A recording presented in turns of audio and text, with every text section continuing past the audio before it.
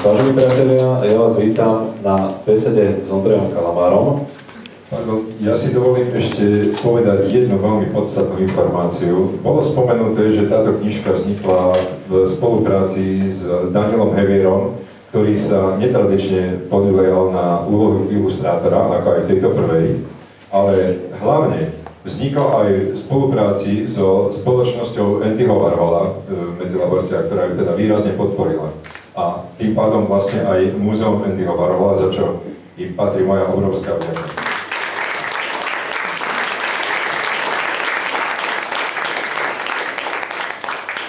Ak niekoho zaujíma vaše vnútro, môže to byť aj patológ. Prepáč, myslel som ako, že sa niekde pôjde, mal mi povieť. Tuto niekde dozadu, lebo ja som sa tiež vždy zašíval dozadu, aby ma nikto nevidel, že ma to nezaujíma. Alebo možno zaujíma, a práve preto som vzadu. Prepáč.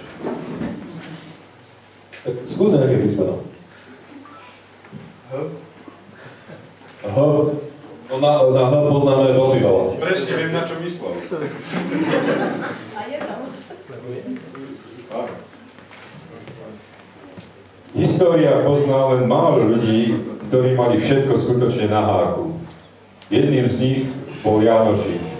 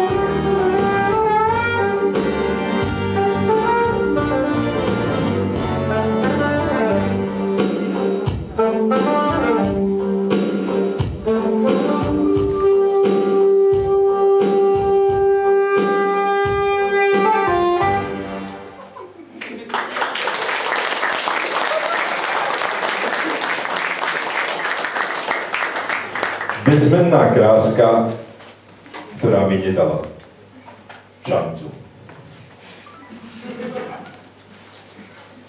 Horela si mi pred očami. Štipnavý dym cudzej cigarety ma pálil nielen v očiach, ale aj v slzách, čo nevytiekli. Polosladký akord v pohári vína sa vysmial mojej naivite romantického večera s vôňou čaju a škorice.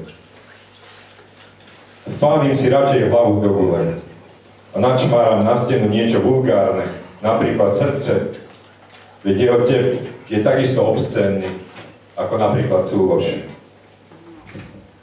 Chcel som ti zložiť poklonu a zlomil som si vľas.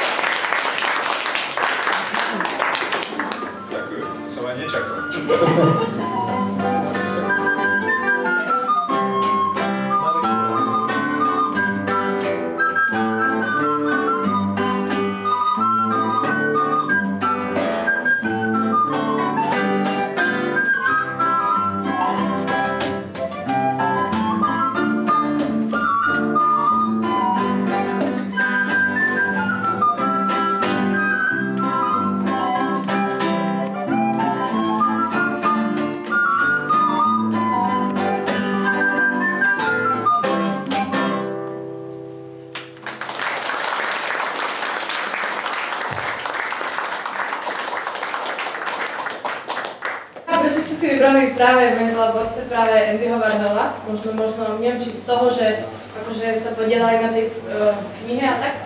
A tretia, keď ste hovorili, že tú kravatku, ktorú máte na sebe, je akože dôvod tejto príležitosti, tak že prečo práve s takýmto motívom? Ďakujem. A my ďakujeme. Začnem od tretej. Na tej kravate je Daniel Hevier, ktorý vlastne ilustroval túto knižku. A ja som to bral ako tým, že som mu chcel vzdať poctu tak už na krst knihy v Kremnici, ktorý bol, som si zobral túto kravatu, aby bolo všetkým jasné, že, lebo ja si tam na krk len človeka, ktorého si naozaj vážim. A Daniel Hevier bol jeden z tých. No a tým je zároveň aj odpoveď na ďalšiu otázku, lebo jedna z mojich kravát bola s Andy Warholom. A keď som ju získal, tak som ju zakvačil na Facebook, kde mi pán Michal Bicko okomentoval tú fotografiu, že krásna kravata, zaslúžila by si visieť u nás v múzeu. A ja som na to okamžite odpísal, že tak bude. A keďže sľuby myslím vážne, tak ja som sa vlastne od 92. roku vyberal do Múzea moderného umenia Andyho Warhola. A konečne v Lani, keďže som mal už takú vážnu zámienku, že som nakoniec zobral tú kravatu a išiel som sem a osobne som ju pánu Bickovi odovzdal. Ale medzičasom som sa stihol aspoň nej odfotiť a vznikla z toho táto vlastne, nakoniec sa Daniel Hevier to použil na obálku tejto knihy. A myslím, že to je veľmi dobre zladené.